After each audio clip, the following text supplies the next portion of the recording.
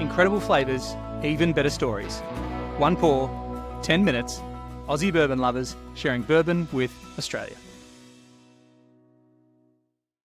We're having a Burton James wheated bourbon that we brought all the way back from the Kentucky Bourbon Festival. And we're not only having a Burton James, we're having a special guest. We've got Shawn McCormick, who made this glorious bourbon. Hey, Shawn. Hi, how are y'all? We're super. We're super duper. And all the better for drinking one of your delicious bourbons. A wheated single barrel. Tell us about what we're having. Yes, so it is a bourbon. It's a wheated bourbon. So it is 51% corn, which all bourbons need to be 51% corn. So it's just at the kind of the minimum of 51% corn. It's 45% wheat, and then it has 4% malted barley. It is, it was 8.7 years old when I emptied the barrel, so it was a nicely aged wheated bourbon. And then it's also barrel proof. So it's barrel proof at the 56.8% alcohol or the 113.6 proof. And I can share that it's delicious. Yes.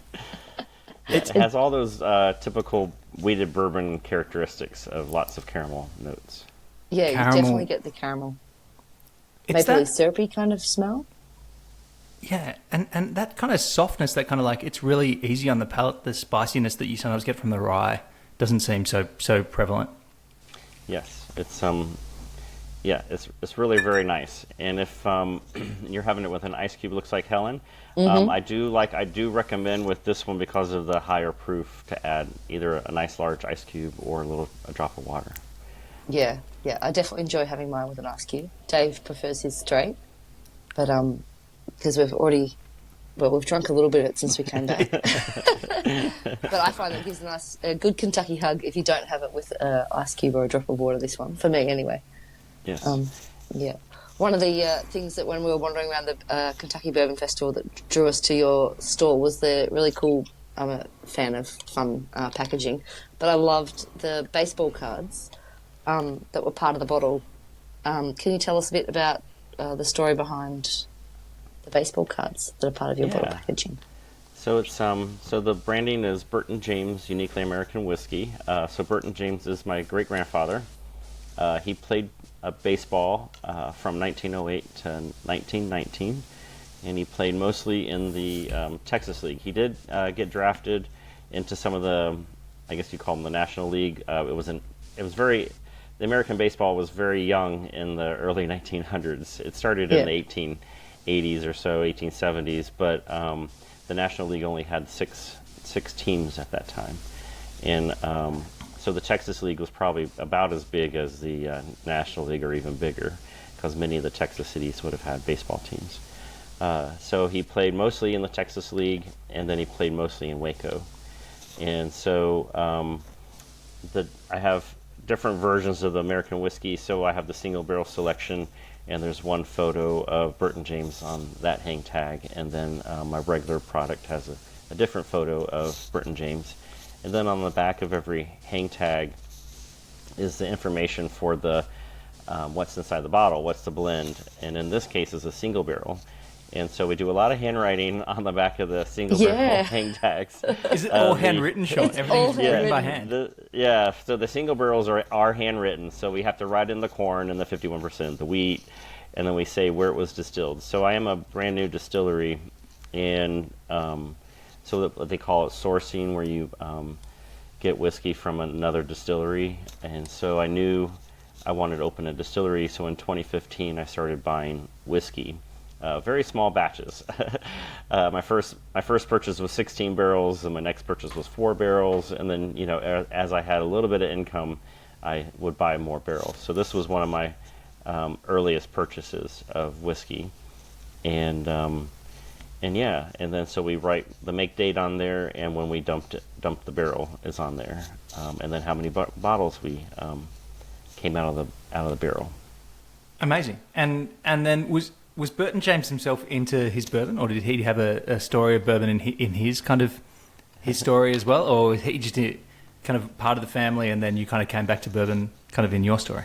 Yeah, so he he never worked in the bourbon industry. I'm going to assume that he didn't enjoy it because I never got to meet him. He passed away before I was born, but I didn't know my great grandmother, Estelle, his wife Estelle, and she would keep, because Kentucky has dry counties and wet counties, and Logan County that I'm in is currently still dry. It's called a moist county, and so when I was younger, it was a completely dry county. And my great-grandmother one day was all excited that someone came in with a little brown bag. And inside the brown bag was some whiskey that she always kept whiskey in her medicine cabinet. Like literally in the medicine cabinet, she kept her bottle of whiskey. This is so interesting to me. So in Kentucky, the home of bourbon, there's counties that are still dry, or moist in this case. How do you have a distillery in a moist county? How does this work? Yes. So, well, what is interesting, even Jack Daniels is in technically a dry county. The federal government, the U.S. federal government, regulates the manufacture of alcohol, but the states regulate the sale. So Prohibition really screwed it up our alcohol laws, where there's really 50 different laws in the United States for alcohol. Actually, 51 if you include D.C. And so manufacturer, you can technically manufacture if you get your federal permit, you can manufacture the alcohol wherever, but then the local government's going to regulate if you can sell it there.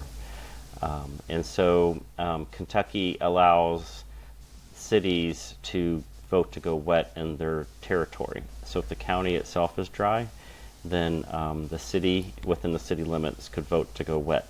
And so Adairsville, when I was talking to the mayor way back in 2014 about opening a distillery, she says, well, what do I need to do in order to help you get the distillery open? I was like, you need to go wet. And so they voted to go wet in 2017. On your behalf, or was there other reasons as well? Or well, she's also saying we're about a mile and a half from Tennessee, and the adjacent county was wet in Tennessee, and so she was tired of seeing Adairsville citizens driving 2 miles south to the gas station there and buying their beer, 2 miles south of Adairsville and so it was partially to get the revenue from selling other beer and things like that at the gas station, then also helping me start a distillery. So cool. Amazing. So good. Great. One of the things I noticed on the bottle here, it says non-chill filtered. Can you explain that to us? Yes. And so chill filtering is a process where you're going to chill the alcohol down to basically freezing point, and then you're going to send it through a filter. And what that does is the lipids, the fats, and natural fats that are in the alcohol are going to solidify.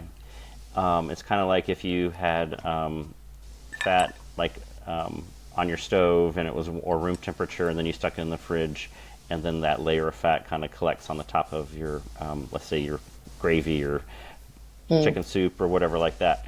And so by chill filtering it, you're removing that, and it reduces the possibility of haze. So the lipids will stay in the alcohol if it's probably between 93 to 94% proof. So about 45, 43% alcohol, the lipids stay in solution.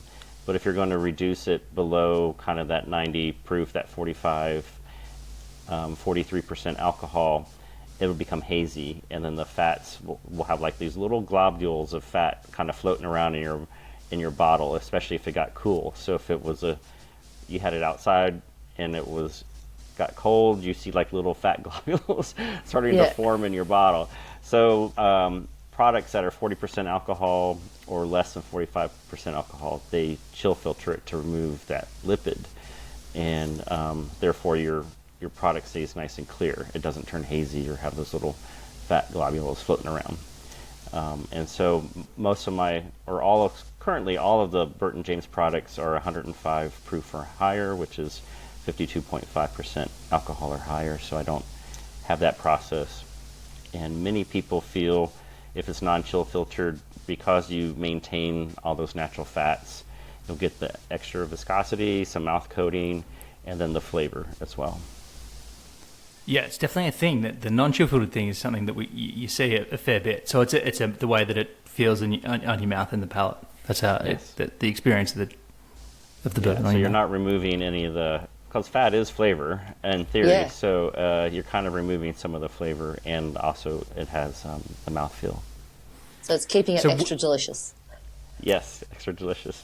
So we were lucky enough to first experience your bourbons in Kentucky at the Kentucky Bourbon Festival, and we were lucky to be there in Kentucky with you and try them there. Australians can't get their hands on your bourbons just yet, can they? But where can who can get their hands on them? How can our listeners get access to your bourbon? Yes, so I am currently only distributed in Kentucky, but there's also a American website called Sealbox. It's kind of like the cocktail or the hotel in Louisville. It's SEELBACHS and sealbox.com, and they do have my products on there. So if you went to sealbox.com and typed in Burton James, you will find my whiskey. They have some of my early batches. I believe they have batch 2 and batch 3 on that website. The single barrels were a distillery exclusive, which I took to the festival because I know American bourbon enthusiasts love wheated bourbon. They go crazy for wheated bourbon. So I knew it would sell well at the festival, and which it did. You guys liked it as well. Yeah, We're definitely in that. We're bourbon fans. Hey, thanks so much for sharing your bourbon with us, and here's to that. Hey, thanks, Shawn. Cheers. Cheers. Yeah, cheers. Thank you. Thanks for listening. Make sure you're connected with us on TikTok, Instagram and YouTube, and stay connected with us by clicking subscribe on your favourite podcast app.